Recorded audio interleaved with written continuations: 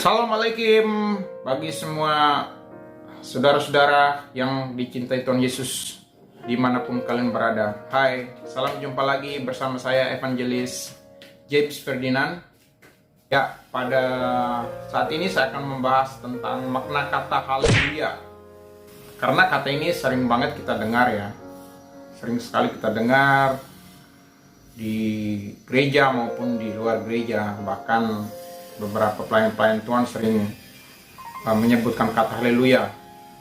Ya, baik dari gereja Katolik maupun gereja Protestan, kata ini sangat akrab di kuping kita tentunya ya.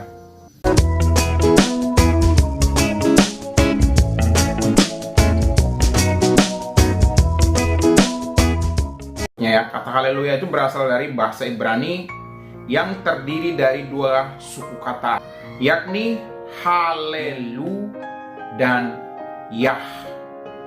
Ya, akar katanya itu dari kata halal ya, halal. Terus ditambah akhiran u. Nah, akhiran u ini bermakna dua orang laki-laki, sedangkan kata yah dalam bahasa Ibrani merupakan kependekan dari kata YHWH. Nah, memang kalau di dalam bahasa Ibrani nama Yahweh itu tidak ada vokal ya, huruf vokal, hanya huruf mati atau konsonan. Tetapi untuk memudahkan ditambah dengan huruf vokal. Nah, ini bukan dibuat tanpa alasan, tetapi yang membuat ini adalah para masyoret ya. Masyoret itu adalah orang-orang ahli kitab Ibrani ya, yang memang sangat teliti untuk menerjemahkan teks-teks Ibrani, terutama yang mereka terjemahkan ke King James Version. Jadi kalau Bapak Ibu ya, tahu atau sering pakai King James Version, nah itu terjemahan itu langsung dari teks bahasa Ibraninya ya, Alkitab bahasa Ibraninya. Nah, jadi untuk abjad Ibrani ini yang dipakai itu ada Yod, ada he, waw, he, YHWH. Maka dari itu, kata haleluya sendiri secara sederhana berarti terpujilah Tuhan atau terpujilah Yah. Nah, di dalam bahasa Inggris, kata YHWH tadi itu diterjemahkan menjadi Jehovah. Berdasarkan itu, kita bisa memahami bahwa kata haleluya memiliki arti melihat ke arah Tuhan. Nah, itu untuk pengertian yang lainnya.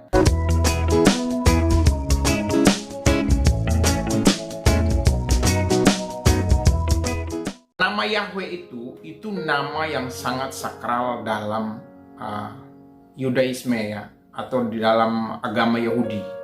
Itu tidak semua orang boleh menyebut nama itu. Makanya orang Yahudi menggantikan dengan nama Adonai. Mereka menggantikan Adonai bukan berarti mereka melupakan nama Yahweh, bukan. Nama itu terlalu suci untuk disebutkan dan mereka sangat takut dengan nama Yahweh. Makanya dia cuma tulis haleluya. Padahal kalau kita buat yang versi fullnya, maksudnya itu haleluya Yahweh, seperti itu. Tapi cuman haleluya. Ya, itu alasannya tadi, karena nama itu adalah nama yang kudus.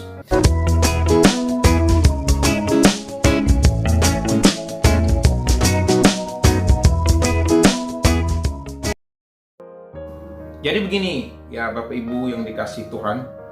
Nah, orang Israel itu mengenal dengan sistem patriark. Nah, apa sih patriark? Mungkin Bapak Ibu baru dengar ya, patriark ya. Atau mungkin yang sudah sering dengar ya, sudah tahu. Nah, saya mau jelaskan yang bagi yang belum tahu. Jadi patriark itu yakni terhitung dari laki-laki saja. Bukan berarti ibadahnya yang perempuan itu tidak diterima oleh Yahweh atau Yehovah, bukan. Tetapi itu karena sistemnya patriark, maka yang terhitung adalah laki-laki. Nah, patriark itu sendiri berarti yang pertama, bapak atau kepala keluarga. Jadi yang terhitung itu adalah kepala keluarganya. Nah, terus yang kedua, makna dari patriark itu adalah orang yang sangat dihargai. Terus yang berikut, patriark itu juga berarti sesepuh. Nah, kalau sesepuh itu adalah orang yang dituakan. Nah, kenapa wanita tidak banyak dihitung seperti ketika Tuhan Yesus memberi makan kepada 5.000 orang? Di situ tertulis, ada teksnya itu, tidak termasuk wanita. 4.000 orang laki-laki, tidak termasuk wanita dan anak-anak. Nah, jawabannya di sini tadi. Sistemnya patriark itu yang terhitung adalah laki-laki. Alkitab kita ditulis dalam konteks Yahudi ya, dalam konteks Israel. Jadi kita tidak usah membanding-bandingkan dengan konteks yang lain, dan kita paksakan ke dalam nats Alkitab kita. Itu sesuatu yang tidak bertanggung jawab.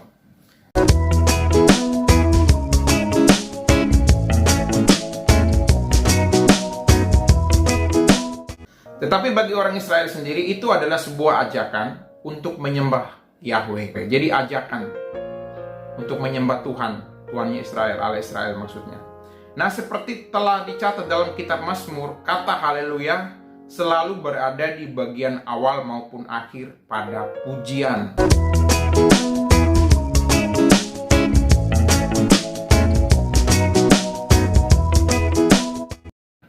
Oke, perbedaan ini muncul karena penggunaan terjemahan Alkitab. Jadi dua-duanya tidak ada yang salah, tetapi ini hanya masalah terjemahan.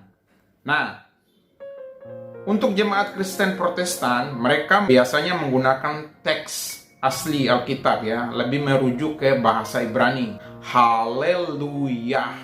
Jadi terjemahan yang digunakan oleh Gereja Katolik itu menggunakan terjemahan dari kitab Septuaginta.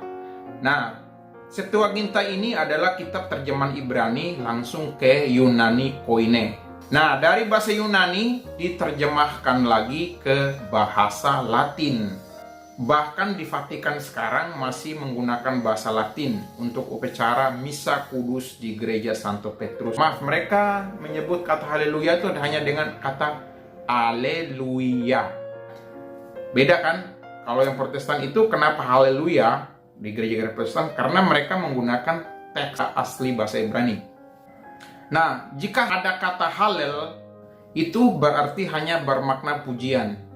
Jadi kalau hanya bilang halel, itu hanya bermakna pujian. Kalau udah halelu, itu berarti ada dua orang laki-laki ya yang sama-sama memuji, tetapi objeknya belum jelas. Tapi kalau haleluya, nah, itu sudah jelas objeknya itu Yahweh.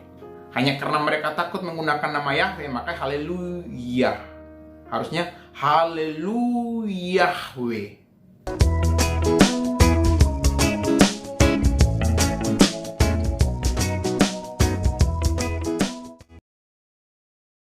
Jadi begini, kata haleluya itu untuk semua orang yang percaya kepada Tuhan Yesus. Dari gereja mana saja, di denominasi mana saja di dunia ini. Ya, cuman maknanya sudah ada yang bergeser. Kalau kita melihat ibadah orang Kristen modern sekarang ini, penggunaan kata haleluya sedikit berbeda dengan ibadah bagi kaum Israel. Nah, kata haleluya itu penggunaannya itu lebih kepada ucapan syukur kepada Tuhan, baik dalam doa maupun secara spontan. Ya, makanya kadang orang kalau lagi berdoa atau nggak berdoa, atau lagi berbicara dengan temannya, halo gimana kabarmu? Haleluya, sehat, gitu. Nah, itu sebagai makna ucapan syukur begitu. Tapi jangan juga menggunakan kata haleluya tidak pada tempatnya. Jadi jangan sampai kita menyebut nama Tuhan tidak dengan hormat ya. Nah, itu kita sudah tahu di Keluaran pasal 20 bahwa itu adalah hal yang sangat dilarang. Karena itu dipandang Tuhan itu sebagai ejekan begitu loh. Dan itu seorang anak tidak layak untuk mengejek nama bapaknya.